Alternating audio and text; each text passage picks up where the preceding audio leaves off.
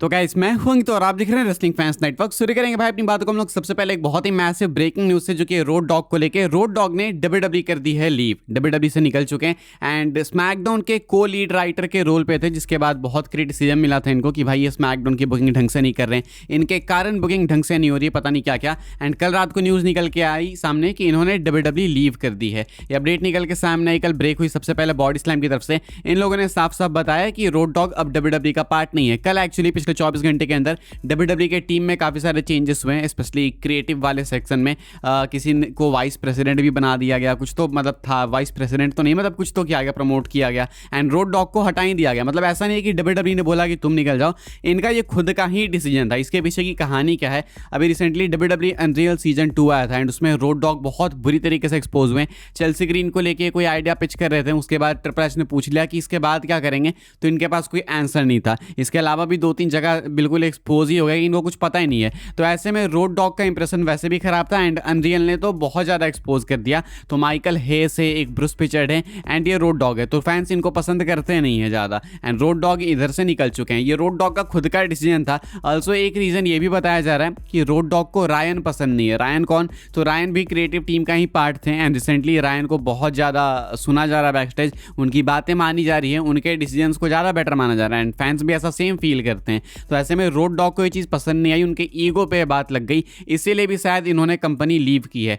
हालांकि वो इस मेन पोजीशन से हटें, जो अभी भी वो डब्ल्यूडब्ल्यू के साथ लेजेंड्स वाली डील में है, लेकिन लेजेंड्स वाली डील एज सच कोई बहुत ज़्यादा मैटर करती नहीं है। होना ना होना इक्वल सही है, वो उसमें कोई ज़्यादा मैटर करता नहीं है। हाँ, डब्ल्यूडब्ल्यू आपको कभी बुला सकती है, आपको पे करती है, वो सब चीज़ है, लेकिन ऐसा नहीं है कि आप डब्ल्यूडब्ल्यू के साथ लेजेंड्स डील में है तो आपको बिल्कुल एक्टिव ही कंसिडर किया जाए। ये अपने मेन रोल से निकल चुके हैं एंड फैंस बहुत ज़्यादा इस वाले डिसीजन से खुश हैं। आगे बढ़ते हम लोग बात करते हैं अगली अपडेट के बारे में, जो कि एक बहुत ही मेजर अपडेट है भाई रेसलमेनिया 42 के मैच कार्ड को लेकर। ध्यान से सुनना, एक बहुत ही इंपॉर्टेंट अपडेट है, निकल के सामने आई कल बॉडी स्लैम की तरफ से।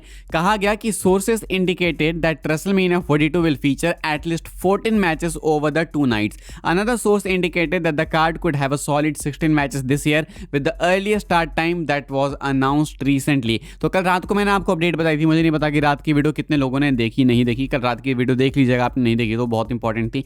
वहां मैंने आपको बताया कि रसल वोट्स की अपडेट है कि टोटल 6 ऐसे मैचेस हो सकते हैं यहाँ पे फीमेल सुपरस्टार्स इन्वॉल्व होंगी, जिसमें से कि 5 अभी लॉक बताए जा रहे हैं। तो वो मैंने आपको बताया था, तभी बोला था कि अगर भाई 6 मैचेस आपके विमेंस डिवीजन से ही हैं तो बाकी इधर से तो और भी ज़्यादा मैचेस होंगे, क्योंकि तुम देखो 6 अगर इधर से तो रोमन का मैच तो होगा ही होगा, फिर उधर अनडिस्प्यूटेड टाइटल का मैच होगा ही होगा, सेथ का मैच होगा, लेसनर का मैच होगा, आईसी टाइटल का मैच होगा, ये बेसिक मैचेस तो होने ही वाले हैं। तो ऐसे में भाई डब्ल्यूडब्ल्यू वाले कितने मैचेस कराएंगे। हालांकि मैंने आपको ये भी बोला था कि स्टार्ट टाइम इन्होंने 1 घंटे या 1.5 घंटे पीछे खींच लिया है, तो शायद 100 लंबा भी हो सकता है। तो ऐसा ही लगता है कि होने वाला है 14 से लेके 16 मैचेस होने वाले हैं। 14 तो मुझे नहीं लगता, 16 ही मुझे लगता है कि वो स्वीट स्पॉट है जहाँ पे डब्ल्यूडब्ल्यू वाले रेसलमेनिया को लेके जाने वाले हैं। एक्सपेक्टेड मैचेस क्या दिख रहे हैं मैं आपको बता देता हूँ, आप देख लो स्क्रीनशॉट खुद ही।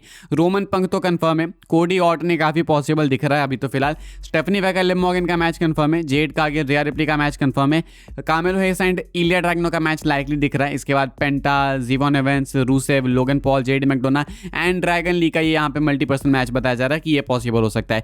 एजे ली बेकी का एक और match, Julia and Iyo Sky का मैच, इसके बाद Lash Legend and Nia Jax versus Bayley and Lyra Valkyria versus Bella twins versus Raquel and Roxanne का मल्टीपर्सन टैग टीम मैच। इसके बाद एमएफटी वर्सेस वायर्स का मैच कहा जा रहा है, इधर Lesnar versus L Knight, Seth versus Braun, Gunther versus Rey, उसके बाद Drew versus Jacob, Dominik versus Balor, El Grande Americano versus L Grande Americano and सालेट वर्सेस एलेक्सेंड्रिक वर्सेस सेमी। तो बहुत से मैचेस हैं, मैं सिंपल बताऊंगा, बहुत ज़्यादा लंबा खींचूंगा नहीं, ये लाइकली है मैचेस। मेरे अकॉर्डिंग 6 विमेंस मैचेस साइड कर दो, उसकी बात नहीं करेंगे, इधर बाकी बात करते हैं। रोमन का मैच कंफर्म है, पंक का मैच होगा, लेसनर का मैच होगा, सेथ का मैच होगा, फिन बैलर का मैच होगा, ये अलग अलग मैचेस की बात कर रहा हूं मैं। एंड अगर कोडी ऑर्टन होता है अनडिस्प्यूटेड टाइटल सीन में तो देन ड्रू जेकब होगा, अगर वो मल्टीपर्सन मैच होता है तो अलग बात है। तो ये मैचेस तो बिल्कुल लॉक ही लॉक है। एल ग्रांडे अमेरिकानो वाला भी होगा ही होगा, रेसलमेनिया के लिए बिल्ड की गई है, ट्रिक विलियम सेमीजन होना ही है। तो बहुत से मैचेस हैं, डब्ल्यूडब्ल्यू वाले कॉम्प्रोमाइज नहीं कर सकते हैं, इसीलिए इस साल का कार्ड बहुत ही लंबा होने वाला है एंड काफी टाइम बाद रेसलमेनिया में इतने सारे मैचेस होने वाले हैं। तो 2 नाइट पे डिवाइड करेंगे तो एक नाइट पे 8 मैच, दूसरे नाइट पे भी 8 मैच, जो कि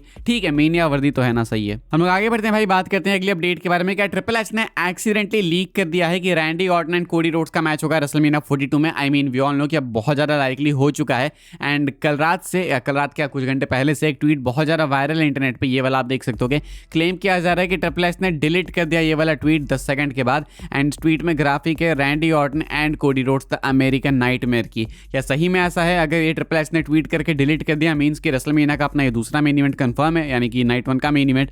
लेकिन ऐसा नहीं है भाई, ट्रिपल एच ने ट्वीट नहीं किया था। पहली बात की ग्राफिक देख के कोई भी बता देगा कि रियल नहीं है। हालांकि डब्ल्यूडब्ल्यूई ने जो खुद भी अपना ऑफिशियल ग्राफिक निकाला है वो भी कोई बहुत खास नहीं है, लेकिन ये साफ देख के पता चलता है। लाइक मैं आपको बता देता हूँ, यहाँ पे तुम देखोगे तो सेंटर में जो स्ट्रोक है इसके आर पार भी सुपरस्टार्स की बॉडी जा रही है। कोडी की जो रेंडर है वो ऑफिशियल रेंडर नहीं है, वो चैंपियनशिप उनमें बस फिट की गई है। रैंडी ऑर्टन की जो रेंडर है ये ऑफिशियल यूज़ करने वाली रेंडर नहीं है, ये बैक स्टेज वाली रेंडर है। तो ये सारी जितनी भी चीज़ें हैं भाई ये फेक है एंड ये किसी फैन ने बनाया था। ट्रिपल एच ने इसको पोस्ट नहीं किया। हालांकि लाइकली है बहुत ज़्यादा ऑर्टन कोडी का मैच, लेकिन ट्रिपल एच ने ऐसा कुछ पोस्ट वगैरह करके लीक नहीं किया है।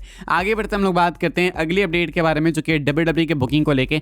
अब डब्ल्यूडब्ल्यूई से रोड डॉग निकल चुके हैं, बहुत कुछ अभी सेकअप हुआ है पिछले कुछ घंटों में, तो एक्सपेक्टेड है कि डब्ल्यूडब्ल्यूई वाले चीज़ों को बेटर करेंगे। एंड अपडेट निकल के सामने ये कहा जा रहा है कि डब्ल्यूडब्ल्यूई वाले खुद भी जानते हैं कि पिछले कुछ महीनों में इन लोगों ने ज़्यादा कुछ अच्छा डिलीवर किया नहीं है एंड फैंस इस चीज़ से डिसअपॉइंटेड हैं। एंड अब डब्ल्यूडब्ल्यूई वाले अच्छी डिलीवरी करना चाहते हैं, वो प्रोडक्ट को सुधारना चाहते हैं। हालांकि मुझे बहुत अच्छे से याद है कि अपडेट कुछ हफ्ते पहले भी मैंने आपको दी है, लेकिन उसके बाद कुछ ज़्यादा अंतर हमें देखने को मिला नहीं। लेकिन डब्ल्यूडब्ल्यूई वाले कोशिश करने वाले हैं कुछ इधर उधर सेकअप करके कि ये प्रोडक्ट वापस से सुधारा जाए, कुछ अच्छा किया जाए। तो अच्छी बात है भाई अगर ट्राई ले रहे हैं तो। आगे बढ़ते हम लोग बात कर लेते हैं अपनी आखिरी अपडेट के बारे में, जो कि Matt Riddle and Kevin Owens को लेकर। देखो मैट रिडल के पास कोई काम वाम बच नहीं गया, तो ये ऐसे ही इंटरव्यूज में ऊट पटांग सी बातें बोलते रहते हैं। लेकिन क्या इन्होंने ऐसी बातें करते हुए केविन ओवेंस को एक्सपोज कर दिया? तो अभी रिसेंटली होता कुछ ऐसा है कि एक इंटरव्यू में आए हुए थे मैट रिडल एंड वहां पे वो रिवील करते हैं कि लेसनर के साथ जब इनकी 1-on-1 कॉन्वर्सेशन हुई थी तो लेसनर ने इनको क्या बोला एंड वो वाली न्यूज़ लीक कैसे हो गई।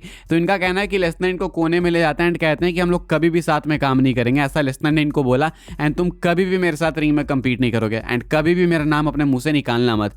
ये बात हुई, इन्होंने रिवील किया। एंड इसके बाद रिडल कहते हैं कि ये बात मैंने जाके केविन ओवेंस को बताई थी एंड बस केविन ओवेंस को बताने के बाद मात्र 7 मिनट के अंदर अंदर ये न्यूज़ सोशल मीडिया पे छा गई थी, यानी कि डर्ट सीट्स ने अवेलेबल कर दी थी। यानी कि केविन ओवेंस को इन्होंने ये बात बताई, केविन ओवेंस ने इतनी जल्दी ये बात डर्ट सीट्स को यानी कि इनसाइडर्स को बता दी कि 7 मिनट में न्यूज़ पब्लिश भी होगी, सबको पता भी चल गया। तो इन्होंने साफ साफ बोल दिया कि केविन ओवेंस है वो जो कि न्यूज़ वगैरह लीक करते हैं, इन इनसाइडर्स को बताते हैं। तो ऐसा केविन ओवेंस पे फिलहाल ब्लेम किया जा रहा है। एंड कुछ फैंस का ऐसा कहना है कि शायद सही कह रहे हैं मैट रिडल, बिकॉज जब केविन ओवेंस इंजर्ड होते हैं तो माहौल थोड़ा ठंडा सा हो जाता है इस इंडस्ट्री का।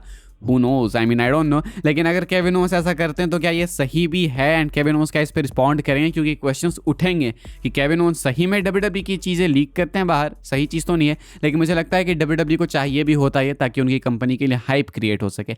आप बताना भाई इस पे थॉट्स क्या हैं आपके। फिलहाल इस वाली वीडियो के लिए यही सारी अपडेट्स थी। आई होप आपको इन्फॉर्मेशन मिली तो वीडियो को लाइक कीजिएगा, शेयर कीजिएगा एंड सब्सक्राइब कीजिएगा। मिलूंगा मैं आपसे अगली वीडियो में जल्दी ही, तब तक के लिए goodbye, thanks for watching.